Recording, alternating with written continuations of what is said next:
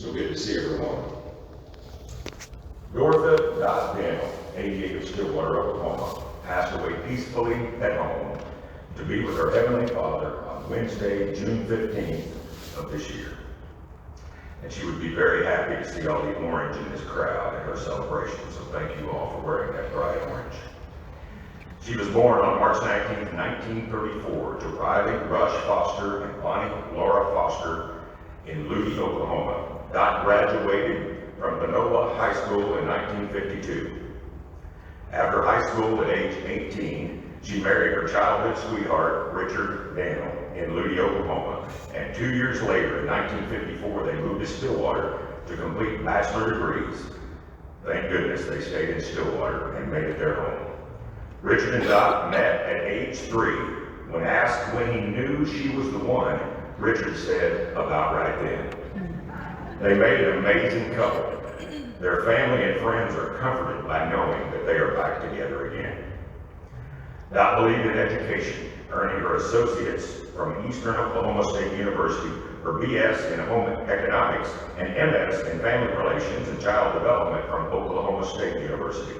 Mrs. Danel taught at Coyle, Ripley, and OSU, including kindergarten, 3rd grade, junior high, and high school home economics. She taught clothing and textiles at OSU and was associate director of OSU Extension. She retired from OSU to serve in many roles at Stillwater Medical Center and continued to serve at her church. She was a member of the First Baptist Church, as Pastor Tim said, here in Stillwater for 68 years. It's remarkable. During that time, she served on many committees, helped with Vacation Bible School, and taught Sunday school to all age groups. Let's see here. Dot came out of retirement to become director of volunteers at Stillwater Medical Center until her final retirement several years later. But truthfully, we all know Dot truly never retired. Following the death of her husband, Richard, Dot took part in Grief Share, as Tim mentioned. She found the program so helpful that she became a facilitator and offered the Grief Share program to help others during the loss of a loved one. Dot is survived by these great people right down here.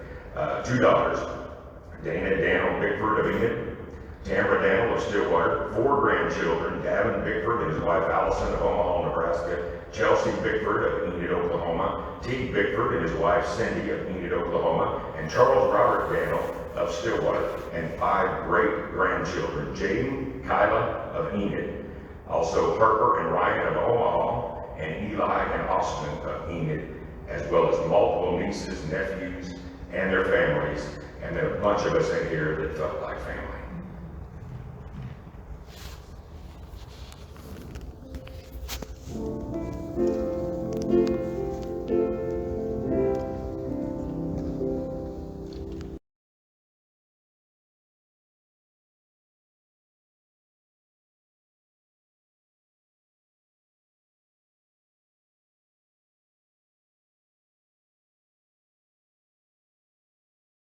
You don't know, Larry's back. Stuck with me. All of you who know me know how much pride I take in getting to be the voice, the stadium and arena voice of the OSU Cowboys and Cowgirls. Truly honored to get to do that for my alma mater, but today I'm honored to be the voice of the Danel girls, so I hope I can do what they told me justice. I was also honored, I think I sat about in the same spot at Whisper and Richard's memorial service. I was honored to get to speak there. There were so many stories and so many laughs out of that barbershop, and the crazy characters who were Richard's buddies. And as I thought about it, not only were we his buddies, but the bonus was we got to know Dot, and we got to be her friend and her buddy. Today may not be as many laughs out of Dot and things that Dot did, but I think we're all gonna feel better because we're gonna remember who she was and what she meant to us. And I think all of our lives are better because we got to know her, and we got to know Richard, and we got to know their family, and we're better because they were in our lives, right? Dot was such a sweetheart and an amazing lady. I guess you sum it up, Dot was class, and Richard was a classic. and together they were perfect. They were married for 64 years. What a couple. On a trip to Tulsa, as I served as the driver of the mobile varsity barbershop, you see, when Eddie Sutton needed a haircut, it was treated as an emergency. They didn't call 911, but Coach Sutton did call Richard on the hotline. I would get great stories out of Richard on those trips. And we would talk and we would laugh, but we were also able to talk about how blessed we were. And his eyes would just sparkle when he talked about the love of his life. As you heard, as I read Dot's obituary, I asked Richard one time, when did you guys meet? And he said, well, we were about 3 years old. And I said, well, when did you know she was the one? And he said, about right then. And I love that. So I guess in Richard's mind, they were together like 79 years, not the 64 years they were married, right? I talked to Dot when she was, Richard's health was failing and he had many nights in the hospital, and she was right there by his side the whole time. And we were in the hospital over in Tulsa. I remember asking her, I said, you must really like that guy. And she said, Larry, after a while, you just get attached. And man, were they attached. What a couple they were. On our way back from a visit, seeing Coach Sutton in April 2015, Richard said this. He said, Dot and I have been together at that time for 62 years. We've been together 62 years. Woo! Still feels like a honeymoon. I love the way he said that. I mean, after all those years, he still loved her that much. And, I said, what's the key to your success in your relationship? He thought about it for a while. He said, never say, I don't care. He said, we never say it. Never say, I don't care. That's great advice. We should all heed that advice. On a personal note, since we're here to celebrate Dot, I was recalling back that, she would babysit my daughter Lauren on occasion when something would come up. And Lauren just had a blast being with her. One of the two last things I had to say to Dot a couple of days before she passed on was, I told her, I said, that little girl that you used to babysit, I said, my daughter Lauren, she graduated from OSU. And she kind of smirked, and I said, and I just moved her to New York City because she's getting some extra training. She's a theater major, and she's going to be an actress. And I said, I just moved her to New York City. Can you believe she's grown up and in New York City? And she managed to say, oh my, and give me a little grin. So I was glad I got to tell her about what Lauren's doing. So next up, I'm going to tell you that the two Danel girls, each independent of one another, gave me information about their mom, kind of a checklist. Dana gave me a list of things that she recalled about her mom and remembered about her mom. And then Tammy actually named hers What Mattered to Dot. I think both these could be called What Mattered to Dot. Tammy even said we could call them Dot-isms, So I'm going to go down these. I'm going to go back and forth a little bit because I was amazed at how similar they are. All right. So number one, Dana says, Jesus, her faith. We heard Tim talk about that, Pastor Tim. Boy, did she have faith. I look at Tammy's. Jesus, 3 exclamation points. So she said, for God so loved the world that he gave his only begotten Son, that whosoever believed in him shall not perish, but have eternal life. Boy, did she believe that. So next up, number 2 from Dana, she said, her marriage.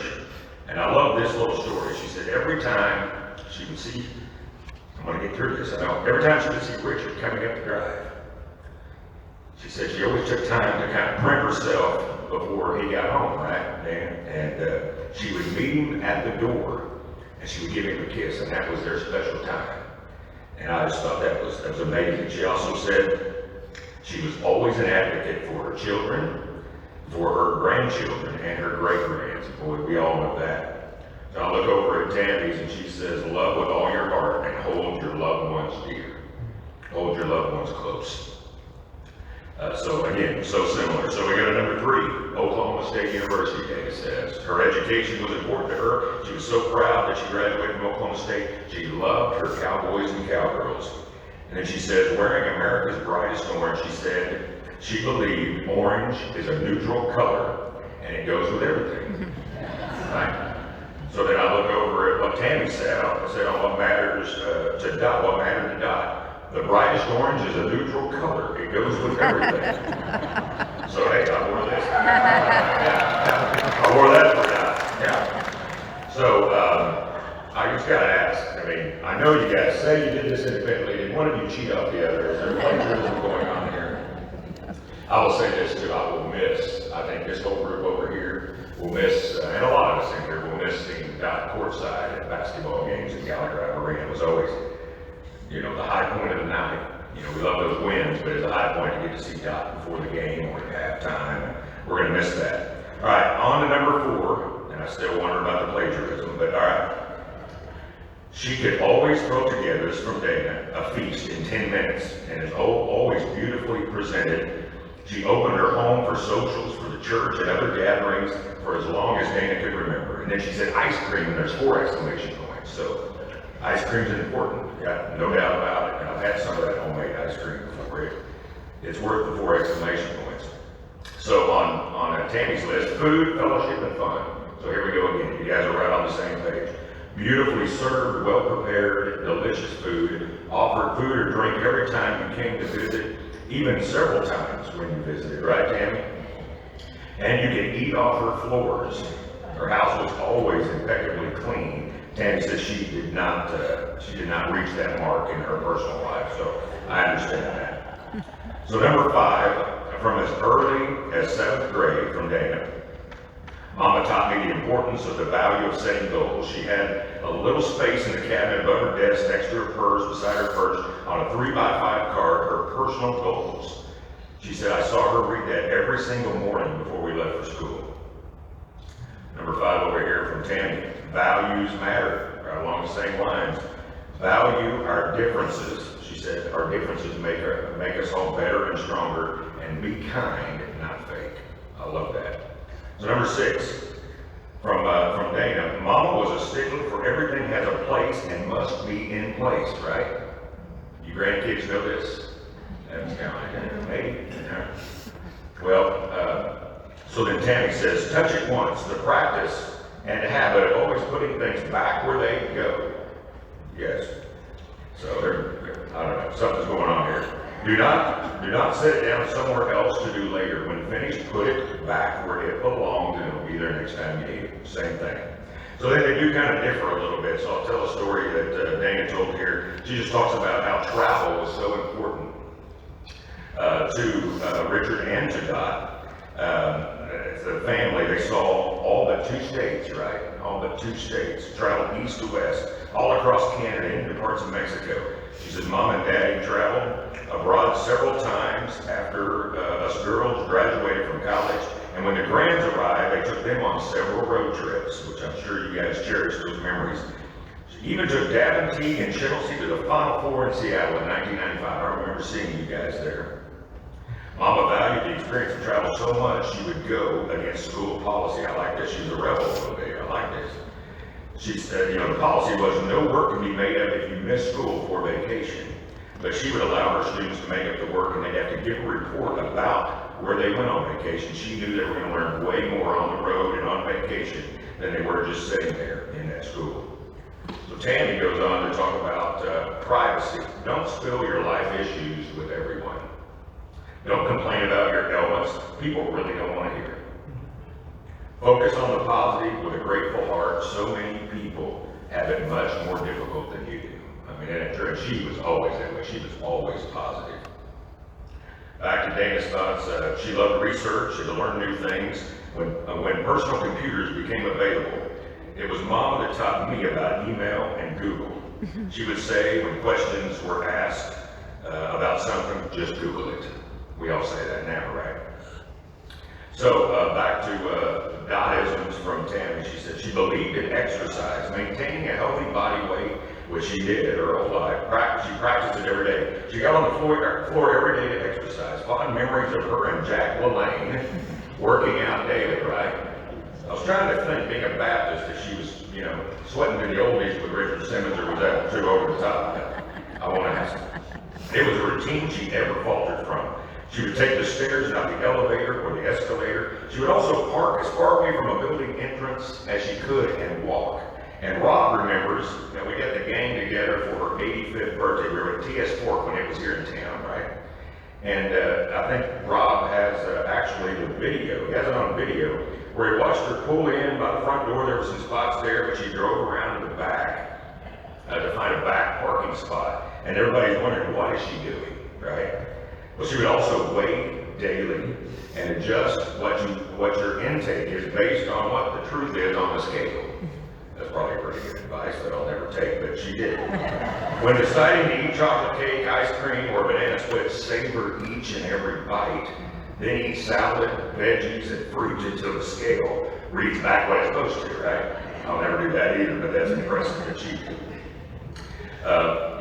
Dana also talked about grief share. I think, I will tell you that she even, when my father passed away, she got my mom to go to a couple of those, and I think it was helpful just to get together. I think misery sometimes loves the company, but you also just get together and share memories, and it just makes you feel better. So she said that she needed something like grief share, what Dana said, because she had retired from everything, or gotten off all the committees and her volunteer things, so she wanted to spend every moment she could with Richard. So when he was about to pass away, she's praying to God that something comes along, and grief share was that thing that came along that kept her busy and kept her out. She said, I wasn't the kind of person who just sit in a coffee shop and talk all day, right? She wanted to be doing things and helping people, and that's what grief share did. So last thing I'll share from Dana, Mama was always young at heart. She always thought young, which I believe kept her young. I think you're right on that. The summer of 2016, when Jaden was 9 and she was 82, she challenged him to a one-on-one basketball game. And she fully held her own, didn't she? I believe that. She was something. That's good stuff. Thank you, ladies, for sharing that and letting me get up here and read that. A couple of other things I just want to mention, and then I'll step down here. Again, just thanks everybody for being here. The toffee, all right? I love that toffee. So we've got to keep the toffee coming. And I know there's other things that she did, like the $1 million peanut brittle, the bonbons, the infinity, and this is kind of neat. She made handwritten recipe books for just about the entire family, I guess except for Rob, right? But there's little notes around the kitchen on all the recipes that were hers. And Rob was taking those home. The note was that these are for Rob. So how sweet is that? So Rob, we're counting on you. We are counting on you, especially the toffee, but all the recipes. Keep them coming. The last thing I kind of want to touch on is that I have never seen two people more ready to go to heaven, to meet Jesus. I've never seen two people. I remember, Richard laying there at their house, and we had a bunch of us, this group over, a bunch of us would get to go visit him. And one of the last conversations I had with him, he just looked at me and goes, Larry, I'm ready. He goes, I'm ready. I'm telling you, I'm ready. I just hate to miss the first Cowboy football game, which I understood. Dot told her family after some health struggles. She said, I'm ready to be with Jesus, and I'm ready to see Richard, to be back with Richard. When I'm dying, I hope I'm in as good a mood as those two were throughout those trials and tribulations, right? And I hope that we can all be as ready as Richard and Dot. We probably won't be, because they just had amazing grace and faith, so what amazing examples they were of how to live, but also how to die. Those of us who knew Dot and Richard will never be the same, not because they are gone, but because of the lives they live and the examples that they set. We should all strive to be like Whispering Richard and his beautiful bride, Dot. Their lives were remarkable, and they will forever be Stillwater legends. I really believe that. And they'll be a big part of what makes Stillwater such a special place. I believe they're part of the fabric of what makes this place so special.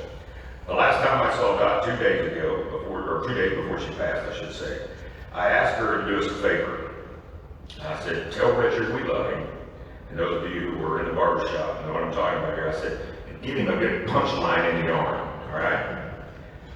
And she smiled, so I'm sure she did that. I just hope that you can still feel that in heaven.